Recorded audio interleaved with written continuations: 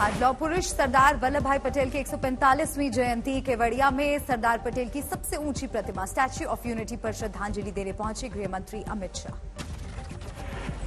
केवड़िया में देखा भव्य नजारा। आज जवानों ने किया शौर्य का प्रदर्शन, परेड में लिया हिस्सा। सीआईएसएफ के 75 साइकिल सवारों ने निकाली रैली। 9000 की दूरी तय कर पहुंचे हैं केवड़िया।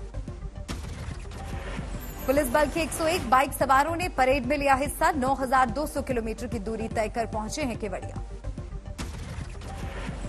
केवड़िया में सुरक्षा बल के बैंड ने जवानों में भरा उत्साह, बजाई जोशीली धुन।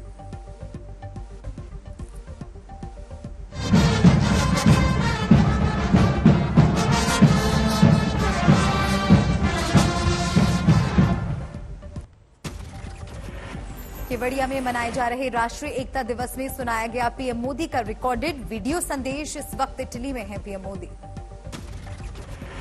पीएम मोदी ने कहा, आज आत्मनिर्भरता की ओर बढ़ चला है भारत। बाहरी और आंतरिक हर चुनौती से निपटने में है सक्षम। उनकी प्रेरणा से भारत बाहरी और आंतरिक हर प्रकार की चुनौतियों से निपटने में पूरी तरह से सक्षम हो रहा है। पीएम मोदी ने कहा, नाव में बैठे हर मुसाफिर को नाव का ध्यान रखना होता है। हम एक होकर रहेंगे तभी लक्ष्य को प्राप्त कर पाएंगे। पीएम मोदी ने कहा, आज देश में कोने कोने में पहुंचना हुआ सुगम। इससे घट रही दिलों की दूरी। विकास पथ पर बढ़ रहा है देश का हर हिस्सा।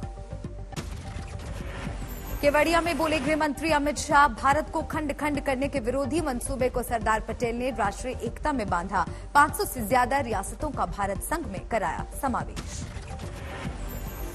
बिना नाम लिए अमित शाह का कांग्रेस पर आरोप। कहा, सरदार पटेल और उनके योगदान को भुलाने की कोशिश की गई। आजादी के बाद उनको न भारत रत्न दिया गया और न ही उनका उचित सम्मान किया गया। आजादी के बाद भारत को एक करने का काम किया, मगर दुर्भाग्यपूर्ण बात है कि सरदार साहब को भुलाने का प्रयास किया गया। अमित शाह बोले, सूर्य को बादल ज्यादा देर तक नहीं रोक सकते। अब सरदार पटेल को भारत रत्न भी दिया जा चुका है और विश्व की सबसे ऊंची प्रतिमा भी आज दुनिया के सामने है।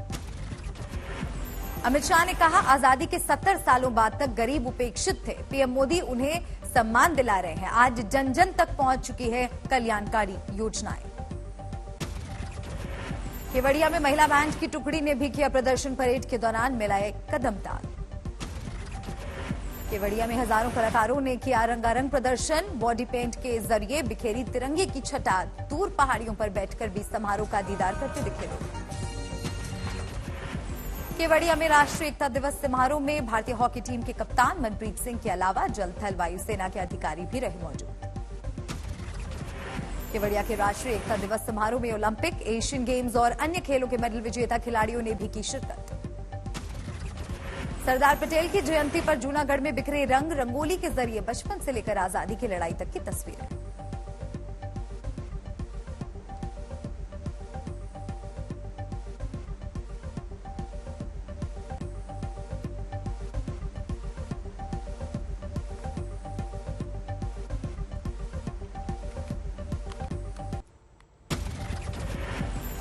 ऐतिहासिक ट्रेवी फाउंटेन देखकर होगी पीएम मोदी के इटली दौरे के तीसरे दिन की शुरुआत। आज सप्लाई चेन पर ग्लोबल समिट में पीएम मोदी का संबोधन।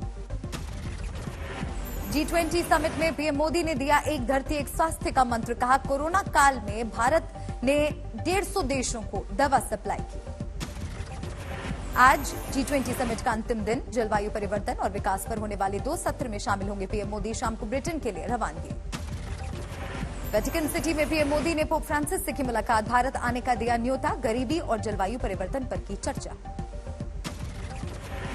G20 समिट में दुनिया के दिग्गज नेताओं के साथ पीएम मोदी की दिखी जबरदस्त गर्मजोशी। राष्ट्रपति बाइडेन और मैक्रो से भी मुलाकात। एनसीपी नेता और उद्धव सरकार में मंत्री नवाब मलिक ने आज फिर एनसीपी के जोनल हेड समीर वानखेड़े पर किया वार। कहा, उनके पिता ने किया था धर्म परिवर्तन। जन्म से दोनों बच्चे हैं मुसलमान। नवाब मलिक ने कहा, महाराष्ट्र के सामाजिक न्याय मंत्री और स्क्रूटनी कमेटी के सामने उठाऊंगा मुद्दा। एससी सर्टिफिकेट में फर्जीवाड़ा कर पद पर बैठे हैं समीर वानखेड़े। कल हमने एक एससी के सर्टिफिकेट पे फर्जीवाड़ा करके उस पद पे बैठे हैं। मैं अपनी बात पे कायम हूँ कि वे एससी के सर्टिफिकेट पे फर्जीवाड़ा करके उस पद पे बैठे हैं।